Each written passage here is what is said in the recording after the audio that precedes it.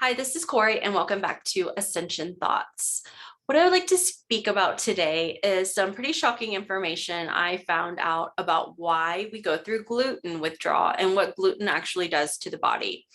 I am admittedly one of those people that kind of snickered when in the past when some people I knew were like, I'm gluten-free, or made a big deal about being gluten-free. Pretty much because of the hypocrisy behind it, that they would be gluten-free at times, but then like be scarfing down muffins at others. But regardless of that, luckily, the good news is that we live in a society where gluten-free options and gluten-free identifiers are on different foods. So the videos I've made in the last couple of days kind of showcase the information I've been given from source that right now is a really high level of Christ consciousness energy coming in. You can also call that like access to the fifth dimension, fifth dimensional ascension, whatever your belief systems are. But what I was told was during this time was to go through a fasting period. Now, I fasted before, so this wasn't a big deal. I knew it was a great time to kind of go inside and be introspective about things and listen to my body. Well, about probably 24 hours in, I started to feel like some very strange symptoms. I was feeling sick, kind of. I thought I was getting a cold for a second, but then I don't get sick. I don't. And what it reminded me of was opiate withdrawal. And in my previous videos, I've spoken about, addiction and recovery and my journey with that. And it felt just like opiate withdrawal. And if you've never experienced that, what that feels like is like overall feeling of like malaise, lethargy, no energy, congestion, like in the nasal area, throat, sneezing, not being able to breathe, achiness. It's not like a great feeling, and it felt just like opiate withdrawal, and I couldn't understand why. So then in addition with that, I started to have dreams, and with myself and also with you, spirit and our higher self are always trying to talk to us through our dreams and our subconscious.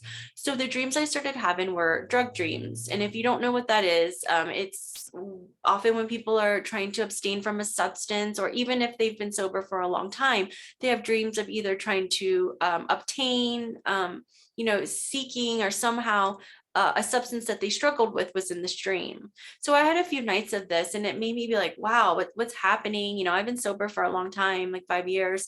And I wasn't having any cravings in that facet. And I was thinking, well, maybe it's some type of purging. But in these dreams, I was not seeking to obtain anything. I was inadvertently getting it. So for instance, I was with a group of people, and they asked me if I wanted to partake in something. And I said, no, it's just not my deal. And then in a later time, I looked in the bag I had, and it was in my bag. And I was like, what?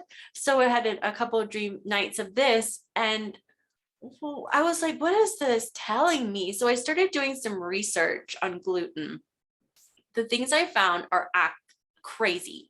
So I did not find any of this information on Google. Obviously, Google is funded by some of these conglomerates that aid this disinformation. I'll say it in a nice way.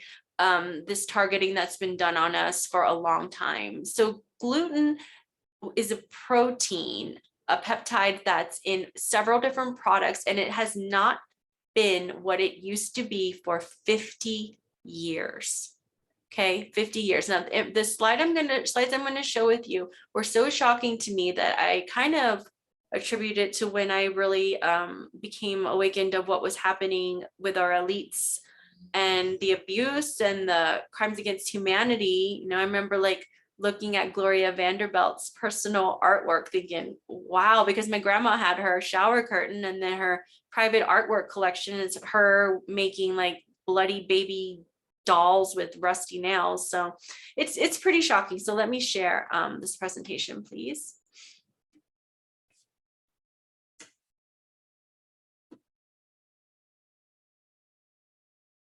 Okay, so gluten withdrawal, the ugly truth. The term gluten is a misnomer. The real name is gliadin, and this is a protein in wheat, a peptide.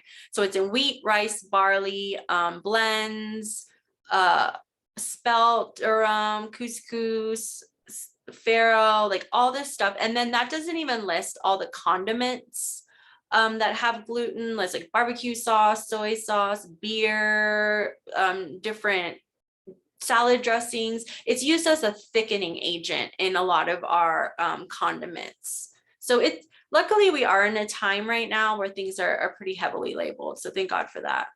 So when gluten is broke down in the body, alpha gliadin turns into GliadinMorphin-7. Do you see this right here? Does this ring a bell? Morphine. It's actually called gluteomorphine. So the peptide gluten, gliadin, breaks down in the body to this morphine-like substance and then crosses the blood-brain barrier to affect our MU receptors that also opiates bind to.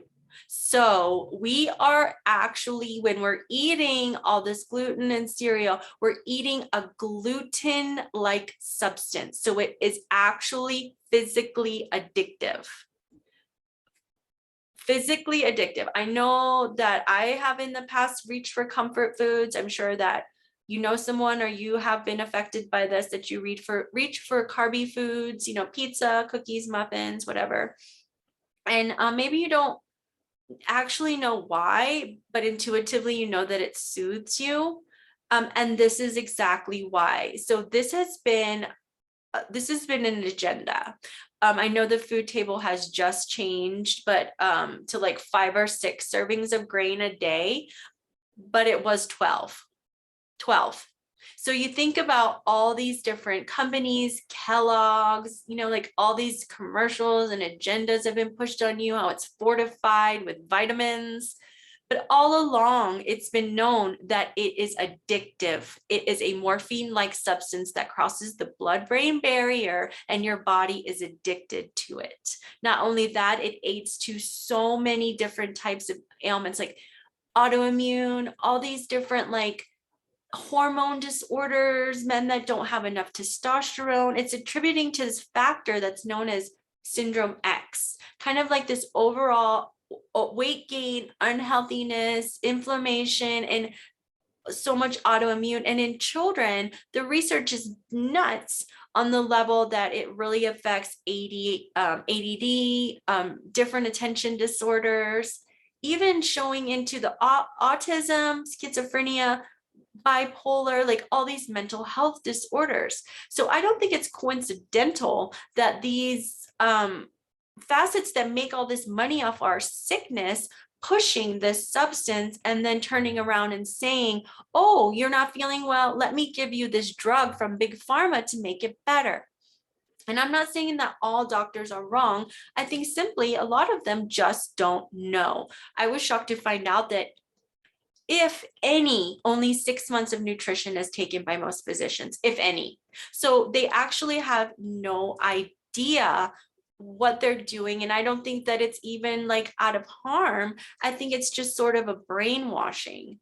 So I'm not trying to ruin your Christmas cookies or your pumpkin pie or anything like that, but I'm just asking you to really reflect on the fact, if you're having a hard time, if you've been affected by like this COVID weight gain, or if you know that you reach for these comfort foods, I want you to look at this scientific information and realize that this is something like it is affecting your body like morphine. I know as someone that really tries to abstain from anything in the opiate derivative family, just from my past, I am shocked and pissed. I was pissed off that this information was not available, that I had to dig and dig and dig around to know why I was feeling opiate withdrawal with gluten withdrawal symptoms. And this is exactly why.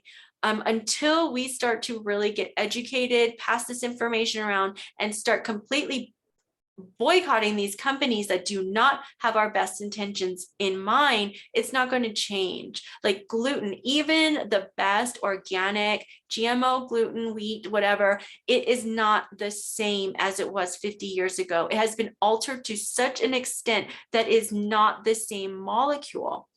I know that this changes the way that I'm going to be interacting with this substance in the future. And I'm not here to tell you what to do, but I know that it has changed a lot for me. A person that does this work professionally, I'm a psychic intuitive healer. It has actually cleared my telepathic channels more than they were before. I realized the fog I was in. I realized that some of the irritation, the not feeling good, the constant kind of cravings for sugar were not me. It was this substance.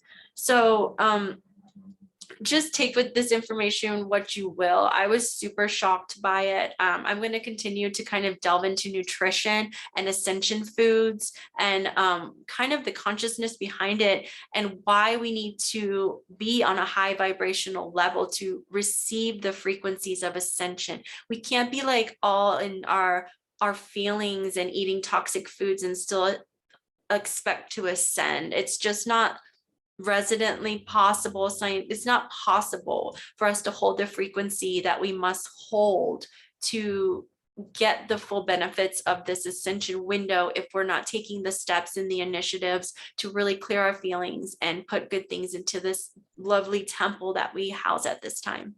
Thank you. Have a wonderful holiday season, and thanks for listening to my video. Oh, I am trying to like really get this information out full time. I am doing this full time. I'm a single mom. I've taken the leap to say I'm going to speak my truth and live my purpose. And if I can do it, you can do it. But if you'd help me out and subscribe and maybe share these videos, I would really appreciate it. Namaste.